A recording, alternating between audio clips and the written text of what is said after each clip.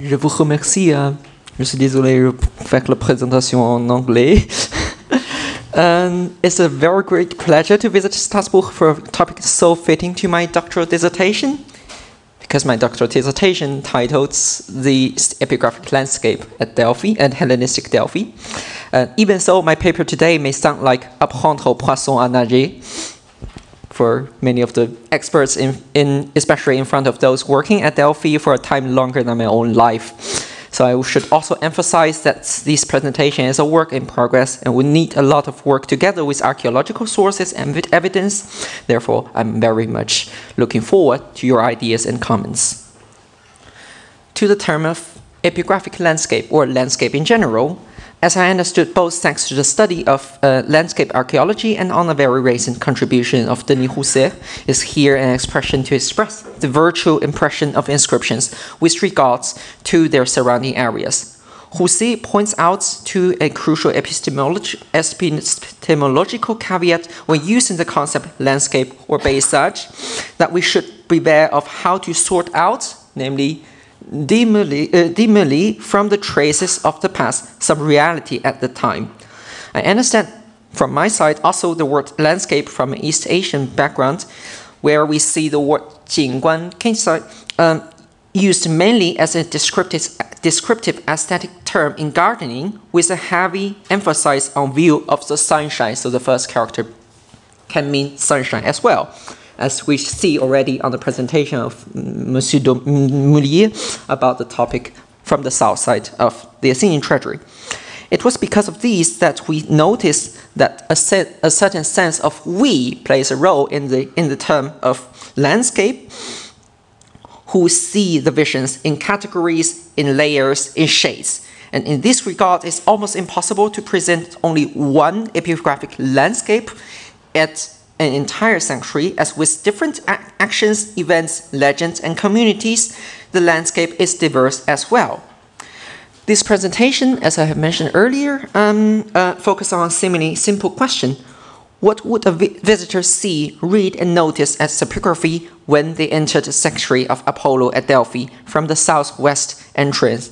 The earlier scholars in Delphi would give a name called A apostrophe or SD 232 in the Hellenistic and Roman periods.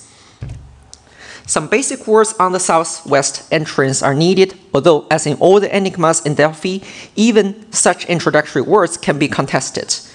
Unlike modern tourists, people in the classical and Hellenistic times can enter the sanctuary of Apollo Pythios from various entrances.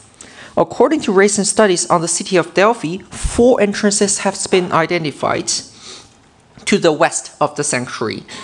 In the aftermath of the landslide in 343, the entrance SD 435, so the large one, C, was used as a main channel for stone transport, so that stones from the quarry at St. Elias to the west can easily enter the sanctuary for new masonry.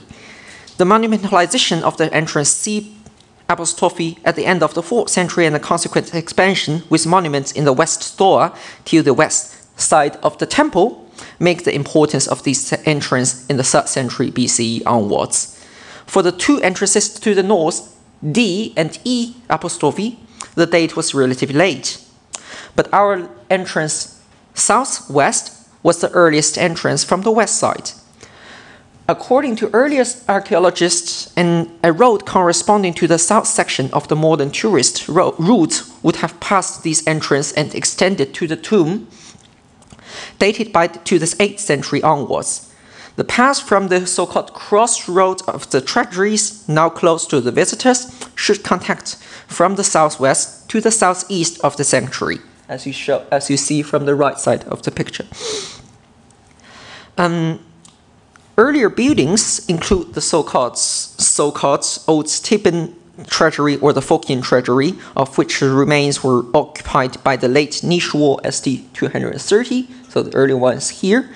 In the 5th century, the peribolos here got amended and perhaps a proper gate was erected. The 4th century witnessed the addition of the Theban treasury here, facing to the left, also with several dedicatory statues for the Pisan victors. For for instance, one can be found here.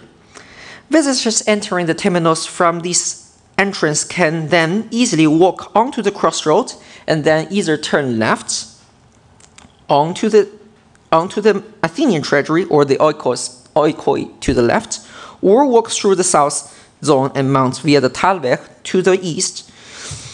Give the width between the SD-124, the treasury, and this area, it can be assumed that this entrance is as narrow as the southeast part of the entrance. With the new research on the city of Delphi, it seems that we should not overestimate the importance of the southwest entrance to the extent Michael Scott once presented as having equal importance with the southeast.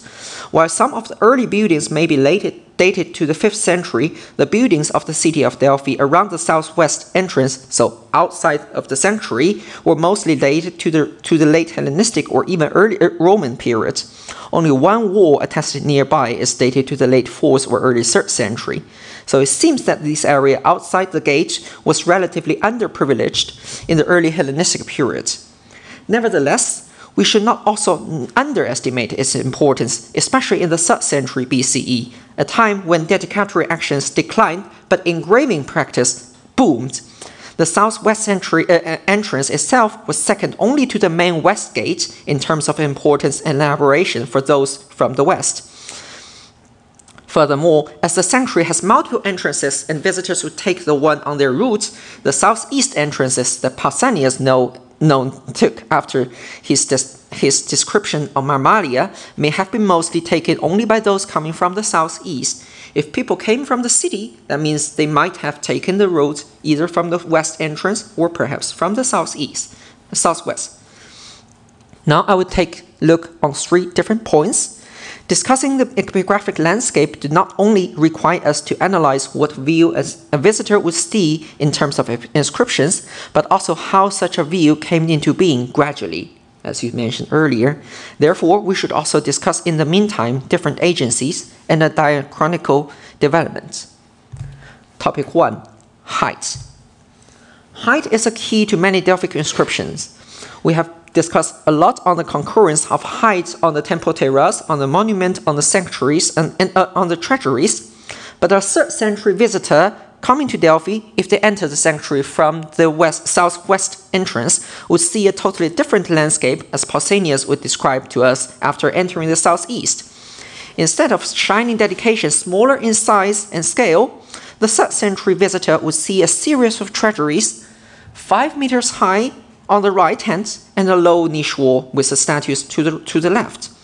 Further to the east, the Athenian treasury to the far up would be visible, and the temple would also be at their backgrounds. On the right side, however, the road sloped downwards. Therefore, a series of lower dedication would be visible only from the side face. Instead of the southeast entrance, where the SD-108, so the large niche portico hindered large visibilities, the landscape of the southwest entrance has a wider and higher vision. But still, a symmetry can be seen between the southwest and the southeast entrances. Another key feature is the inconsistency of the height of inscriptions. Monsieur Mullier has mentioned that on the treasury of Thebans, all the inscriptions are dedicated or related to the Thebe. But the characteristic case means also hint to us that the disposition are fragmentary due to the low ratio of found stones. Most of the known stone texts are engraved on the west face, so here. But texts on the door jambs did not keep a consistent layout nor consistency of choice of engraved space. 2 dossiers need particular notification. First, the dossier for the privileges of Theban Technitai and Asulai, as Monsieur Mullier has mentioned, is engraved on the same side, though not on the same face, so here. The other dossier for the Theban housing is placed on 2 blocks, here and here, on both sides of the door jambs. The visitors then appreciate the treasury will find the crowded inscriptions on the height higher than their eyes were lower than their width, in a very inconsistent way. Later texts on the Theban treasuries, engraved on the ostracars to the west face here, would catch the visitor's eyes easier because they're lower, but with more dense layout as well and multiple columns. Such an inconsistency of the height suggests a non-care by the Delphic authorities engraving the text. It is more important to engrave text on this building than where exactly on this building. In terms of the height of inscription on a single monument, there seems to be no detailed research at Delphic landscape as for now, although we have some remarks from earlier epigraphers. Working further to the east, we notice the epigraphic practice is very different on the so-called Wall of the Megarians, as shown in the picture. Supporting now the extinct building SD 216, the Bastion Wall 217 bear inscriptions on its east, west, but mostly on the south faces, all at highest courses. The high disposition of the inscriptions means that even for the lowest text on course 5, the last line would be around 2.5 meters high above the pavement. With the dark color of limestone and the height of around 3 meters above the ground, it can be very difficult for the visitor to read anything, even under good sunshine from the south.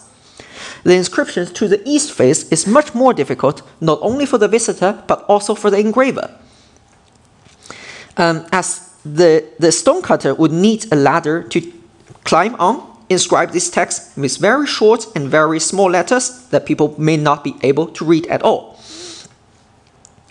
An early century visitors, according to our calculation done wonderfully by Dominica Glesic, according to the frequency, may very probably encounter stonecutters on a ladder inscribing on this dark wall a decree that no one would read.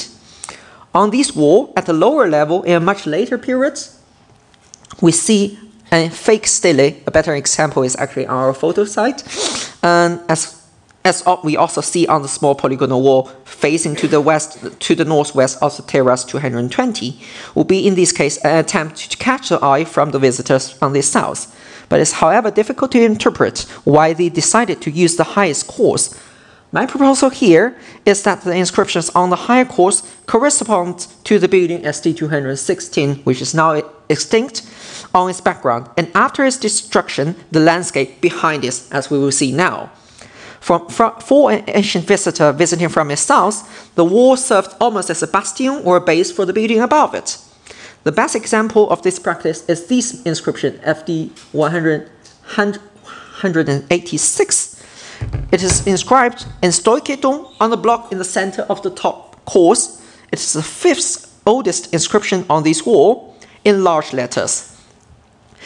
The honorific decree for this Macedonian general occupied the entire width of the block in large letters. It can thus be easily connected to the building upon the wall to its background.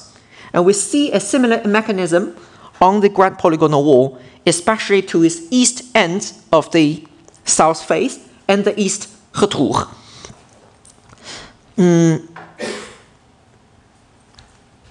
These practices resemble the gardening practice of borrowing the scenery, namely bringing the building and backgrounds into the scenery, into a new visible landscape.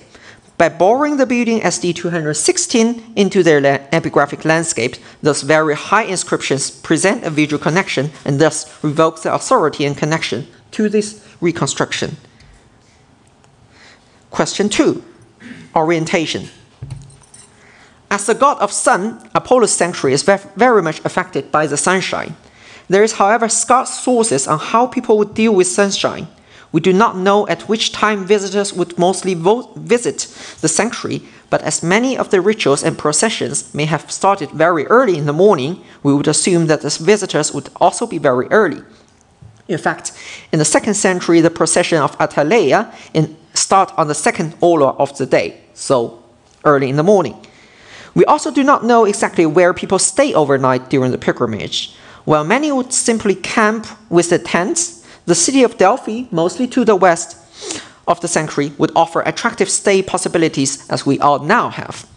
This means that the visitors staying in town would face the sunshine when visiting the sanctuary via the entrance both to the west entrance or to the southwest. While many took the route would face the sunshine, those via our entrance would find the front face of the Theban treasury in shade, with the limestone material only make the readability of their inscriptions worse. South-north orientation is also important, especially in the forests of marble buildings. Both the stonecutters and the visitors would need to view the inscriptions under strong sunshine. Stephen Tracy has once demonstrated that the stonecutter for the Fort Putai's in 97 BCE, the texts are mostly here, would have to swiftly finish their job of engraving, partly because the shining white marble of the south wall of the Athenian treasury would harm their eyes in the sunny months of Heracleios. Visitors, however, would benefit from those texts facing south, also with colored text. For those walking from the east, the text on the east face is, even if colored with ink, do not promise a good readability or even visibility for the inscriptions. This especially applied for the text on the east face of marble buildings, for instance, later examples on the Siphon treasury in the Roman times. Siphon treasury perhaps brings a greater case with diachronical development. The earliest inscription after the dedication, as Dominique Moulier has presented to us, found on the wall is located here. This is the inscription, the large installation with a lot of crowns of a Cassandros from Alexandria, Troia. And all the 2nd century inscriptions were found on this corner at the low course, so to the west part of the northern wall of the Siphon treasury. Gradually, in the last century BCE, inscriptions gradually climbed to the east. I have a list here, which is part of my dissertation, and you will follow the number of the inscriptions. When the number is smaller, you are going to the east. In the early 1st century CE, however, the east wall started to bear text, but still Roman inscriptions would engrave palimpsestically on the Hellenistic inscriptions so as to improve the visibility. The change of orientation and the force of inscribing older texts does not only mark a change in the epigraphic practice, but more importantly, the change in the direction of the so-called assumed visitors. In the 2nd century onwards, the gradual accumulation of texts on the orientation unfavorable for the visitors from the southwest entrance, more for the southeast entrance, suggests the decline of usage of these parts. Theban treasury, on the other hand, ceased to bear inscriptions after the mid-2nd century. With the establishment of the given orientation, we can see that a route by default was established for visitors coming to the sanctuary from the southeast entrance, while the southwest one fall into obscurity. Point 3. Competition. The decline of the southwest entrance in terms of epigraphic practice corresponds to the decline of the entire south area. Already in the beginning of the century, Émile Bouquet noticed that the Delphic inscriptions gradually mounted from lower areas to higher areas. A detailed survey of inscribed monuments in the Hellenistic period shows that, except for Siphon treasury, only 1 digit of text were engraved on the monument on the south road in the 2nd century BCE onwards. This suggests that from the 2nd century or even late 3rd century onwards, the entire area of the south of Athenian treasury was already not attractive for inscriptions, at least from the Delphic point of view. The only exception was not to inscribe, but to erect a new monument. So SD 215b, the Naupactian base, which was erected in the 2nd century with earlier inscriptions. In the second half of the 2nd century, however, the situation changed due to the new epigraphic life of the Siphon treasury. 2 inscriptions need special notice. One is, as we mentioned, the Cassandro installation, and the other one is still a range of crowns on the Athenian treasury to the south wall, also one of the earliest inscriptions on the south wall of the Athenian treasury. Making the 2 most lavish inscriptions at Delphi playing a rival role.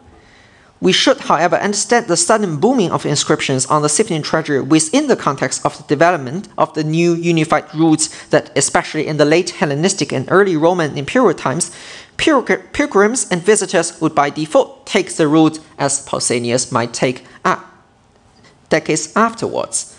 The triumph of Athenian association of Dionysic artists over those from the Isthmia and Nemea was further certified with a large inscription on the west bottom of the Athenian treasury. In the second half of the 2nd century, the Athenian Putaists did not have to walk directly below their treasury, because there is building below it, but can easily point their treasury to prove their grandeur standing here, because they come also from southeast. The area to the west of the crossroad then was excluded from the unified standard route and fossicized. No new inscriptions or dedications were found after the 2nd century BCE as recorded, while the crossroad then became a second Epiphanistatos topos after the Temple Terrace, as mentioned by 2 2nd century cases, as well as one base found on the crossroad. This is the area where you have the large coins, which then was further engraved with the inscription, with the victory list of the 2nd and 3rd Pusaitis inscriptions. Then you have a range of crowns facing on the Scythian treasury, but on the Athenian treasury. The last part. The strong Theban and Boeotian presence in the southwest area, however, also face a Trojan decline. This is partly due to the multiple donation for the Boeotians. They have also the Boeotian base much nearer to the Temple Terrace, somewhere here, and the Agora, or halos. But in the late 2nd century, the gradual but firm transformation of epigraphic practice in general in Delphi, but especially in the south part, focused on the Temple Terrace. The Aetolians' decrees inscribed on the stele found their places on the Temple Terrace to the south of the Athenian treasury, as well as the east sections of the grand polygonal wall, especially the east part, so east of the shade of the Athenian Stoa. Section 81 and section 85. After the closing inscription of the Theban treasury in the mid-2nd century BCE, honorific decrees for Thebans were scattered in the treasury, as we have just discussed. For instance, honorific decree for the Theban harpists, Polygnona, were engraved on the Aetolian pillar of Eumenes here. On a block with molding at the bottom, we find another Theban being honored, but the archonship is unknown, so perhaps here.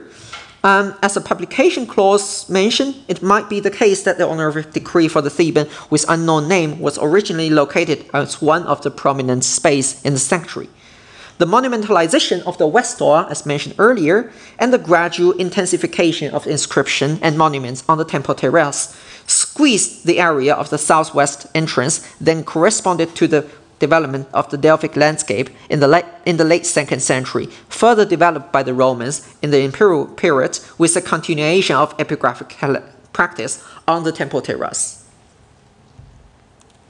Concluding remarks. I propose more questions than answers. What have I done for the presentation? To be honest, I do have more questions. And many of the questions I also want to hear from you, because either we have no enough source or we don't have much concrete or promising evidence or argumentation. Trying to solve a problem when people would see after entering the sanctuary, I noticed that the epigraphic landscape they saw differ from time to time, and especially much different between the 3rd and the 2nd century. People will notice that inscriptions were perhaps inked, colored, and then much more visible on the sunshine. Or we can also question, as Pausanias never noticed about the so-called further engraved inscriptions, namely the inscriptions after the dedication, after the so-called delay of reuse of as inscription bearer, did the ancient people also have no awareness of the further engraved inscription? While visitors from the 3rd century would see most of the times stonecutters on and off the ladders on small monuments, together with inscriptions new and old, those in the next century would find the area almost untouched. Not only so, but also perhaps the usage of the southwest entrance declined after the monumentation of the west door. There are still many questions that we have no clear evidence. With these questions in mind, I try to read from the disposition of inscriptions not the simple meaning granted to them more by our moderns than by the ancient, but also to sort out some kind of human actions with a longer term. And I end my presentation with Anna Jackman's remark in her dissertation about the Delphi fabricated by the dedication. With epigraphic practice, we see in the Hellenistic time not large-scale dedication changed the monumental landscape, but the change of epigraphic landscape still help us to depict some points en route to the standardization of tourism, as Jackman has clearly demonstrated with an outline, leaving us for more space that has not yet been accomplished. I thank you very much, and I'm looking forward to your reply and questions.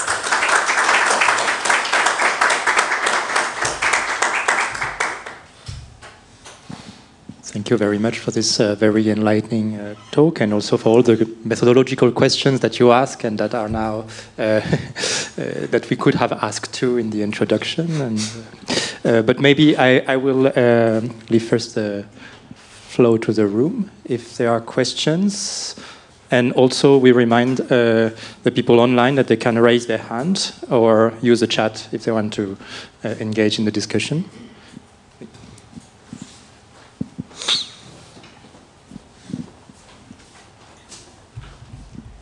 Thank you for this presentation. I was actually wondering if you can say that the southwestern entrance was rather used by the citizens of Delphi rather than the tourists, since it led from the city of Delphi. This is always a question on how we define the people, because we don't have the evidence of who used this entrance. Yeah. Then the question is that no matter who used the entrance, we see the things. We can clearly argue that the people from Thebes will see a different, we notice a different view with regards to the Theban treasury because they are more important for them. But the Delphians would just notice that, oh, there are still all this kind of monuments, and they are perhaps our friends, they are perhaps our enemies, or they're just old things that we can inscribe on, as is after the delay of preservation time. So I can't answer the question, I'm sorry. Yeah, I know, just if you would reach this hypothesis too. Yeah, I don't... Because it seems quite natural, since this is the entrance that led from the city of Delphi, maybe. The thing is that if we turn back to this building, this is from the archaeological report, and just recently, before my talk, know that there are some discussion on this area. I only noticed one wall that is constructed in the early Hellenistic period, and all the other monuments that are dated from loose research on the city, it's a bit later than my period. So I would say the city might take the road like this, as they have other buildings on the area. So take the west main entrance. Then the question still comes up, who is taking the road of the southwest entrance? Because it must have led somewhere. Yes. Yes. Thank you. Thank you.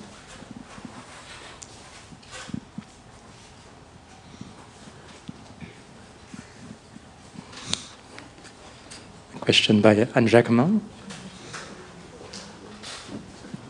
About the southwest entrance, a photograph from Georg Caro shows that for the 4th century it was closed. Until the construction of the Theban treasury, it was no passage. And with the construction of the temple and the workshop outside in west, in the western part, there were a new passage in front of the workshop that is today in front of the west portico. and it was in relation with the western part of the temple, with the new part of the temple, and but the most entrance in west was the entrance in the following the route from the sea on the quarries of calcar. But it was after the year 60 on the 4th century. Thank you for the remarks. I think this is also, let's say in this way, the entire story that I want to present on the Southwest one is actually to refute the arguments of Scott's argument, saying that Southwest is very important in the sense that it's as important as the East, Southeast, because, I mean, Delphi has a network of streets and road, and as the new research on the city, I think is clear for all of us that the west store, where the west main entrance is the main entrance. The thing for me is, when would these entrance close? You mentioned one case. I'm then a bit confused because I have no professional skills on identifying the Mycenaean times, or the so-called, in this case, much earlier times, whether there is a street here. This is argument made by Luce on the study of the city. If there is a street here, then I can only say this is much earlier. If there is no street here, then I would definitely accept your argument. And even though so, I would say the southwest entrance is very much still connected to the erection of the Theban treasury. And as we mentioned, after the closing inscription of the Theban treasury, the practice of the entire area also closed, and then people just don't walk from that side.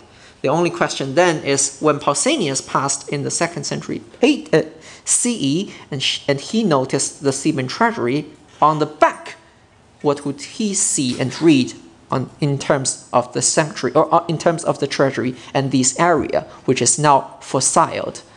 So thank you very much for this. Thank you. And Jacquemin was referring to a picture by Caro, which is now in Berlin in the archive of Hans Pomto. And it's quite interesting that we can see how, by combining also archives from different countries and traditions, we can move forward on those questions. I was wondering, by the way, from working from a more maybe German perspective, were you struck by a higher interest in such questions, for instance, in Pomto's publication? I'm not the person to say as a German perspective, because I don't have a German passport. And my German is as bad as my French.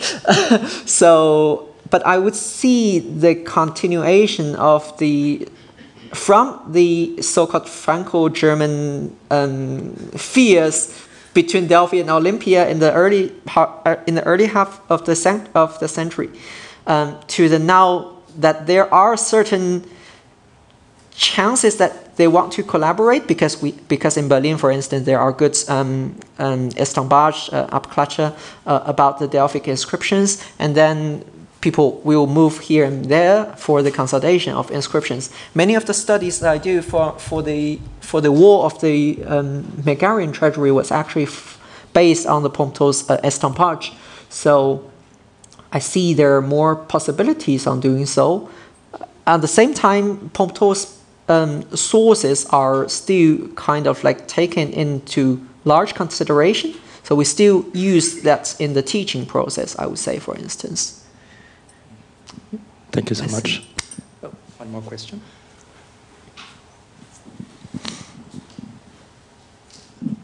Thank you so much for this bird-eye views. I was overwhelmed. I really liked your questions. Can we focus a little bit more on the development in time? Maybe we can see your first slide, because this intrigued me. Or maybe there was a second one. Wait a second. the one where we show this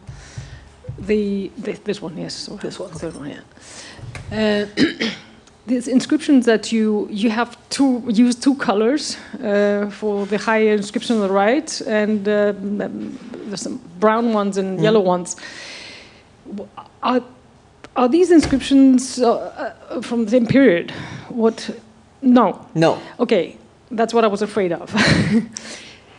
If I were you, I'd keep all these questions because they're really interesting and they put epigraphy into life or life into epigraphy, but I would not mix the periods because we want to know what somebody saw at a certain period. Otherwise, you're only analyzing, I don't know, which century when everything was on the wall. And some of it was much older, and I don't know, the color was fading. Can you date them? Mm-hmm. Mostly you can, because so if I were you, I would avoid showing this type of thing without saying which century we're on. Mm-hmm. Who saw that? Also, it's relevant to the question who decided which part of the wall to use. Mm-hmm. Because if we're talking about, some inscriptions are in the 4th century and some BC and some are in the 2nd CE, maybe the process of selecting a part on the wall had changed very much. Mm-hmm. So that, I just tried to put some, differentiation in that. But thank you, it was very interesting. Thank you very much. They're not in the same century, so the black ones are actually from the 3rd century, and the yellow one were actually from the 2nd century BCE, and early 2nd century BCE. So not so far away, but still you have a difference in the practice. I think the problem for the Theban treasury is actually the two inscriptions that I can't really locate. I mean, we have the inscription. We know that they belong to the Theban treasury, but we don't know exactly where they are. There are discussions, especially from the archaeological reports, that these two might have actually been here. But I'm not accepting this because this is very difficult to argue for or against. And for those focusing on the Delphic archaeological background, you might know that the Fouillet de Delphes number 2 on the treasury of Thebes is very much focusing on calculation and very difficult to read, I have to say.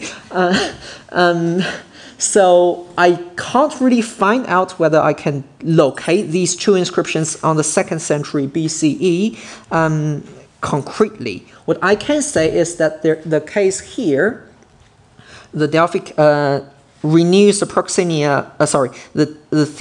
The Theban city arbitrating between two cities and then got the inscription on the Theban treasury is inscribed here within a line of these long practice of inscribing arbitration process in the 2nd century when we turn back to Athenian treasury here. So still also at the lower process. So you're really, I appreciate it. And in my dissertation, actually, I do offer more lists like this. And then you have a long, boring text with all the tables, some dates, and then I cut it down. This is only the part of Hellenistic times, and then they're a part of the Roman times. But for the presentation, yeah, I totally agree. Thank you.